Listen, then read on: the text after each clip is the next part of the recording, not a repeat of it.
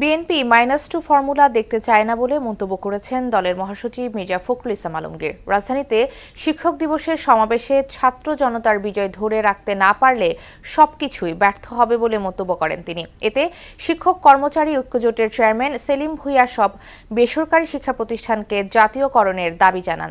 Tanzid Bhuiyan report. শিক্ষক দিবস উপলক্ষে রাজধানীর ইঞ্জিনিয়ারিং ইনস্টিটিউটে শিক্ষক সমাবেশের আয়োজন করা হয়। এতে শিক্ষক কর্মচারী ঐক্যজোটের চেয়ারম্যান সেলিম ভূঁইয়া দেশের বেসরকারি শিক্ষা প্রতিষ্ঠানকে জাতীয়করণের দাবি জানান।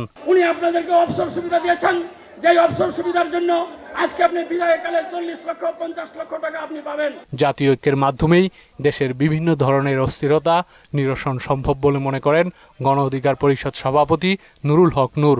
আমাদেরকে সতর্ক থাকতে হবে। রাজনীতিবিদরা রাষ্ট্র পরিচালনা করেছে বিগত 50 বছরও।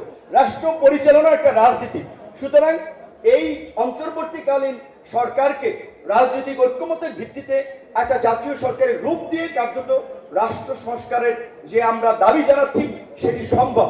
প্রধান অতিথির বক্তব্যে বিএনপি মহাসচিব মির্জা ফখরুল ইসলাম আলমগীর বলেন, 111-এর মতো -2 ফর্মুলা দেখতে চায় না জাতি। ভোটের অধিকারকে প্রতিষ্ঠিত করতে চাই, আমরা গণতন্ত্রকে প্রতিষ্ঠা করতে চাই, আমরা কোনো বিরাজনীতিকরণের রাজনীতি বিশ্বাস করি না।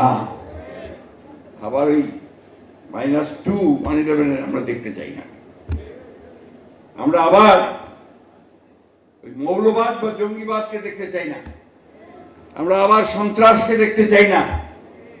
আমরা সত্যিকার অর্থে দেশে একটা সুস্থ, একটা উদারপন্থী গণতান্ত্রিক ব্যবস্থা দেখতে চাই। আওয়ামী লীগ দেশের শিক্ষা ব্যবস্থা ধ্বংস করেছে বলে অভিযোগ করেন তিনি। নিয়ে তারা জনগণের উপরে অত্যাচার, নির্যাতন, নিপীড়ন চালিয়েছে, যে দুর্নীতি করেছে, লুটপাট করেছে, সেই ভূতেরা কিন্তু এখনো প্রশাসনের মধ্যে আছে। এই ভূতগুলোকে দূর করতে হবে।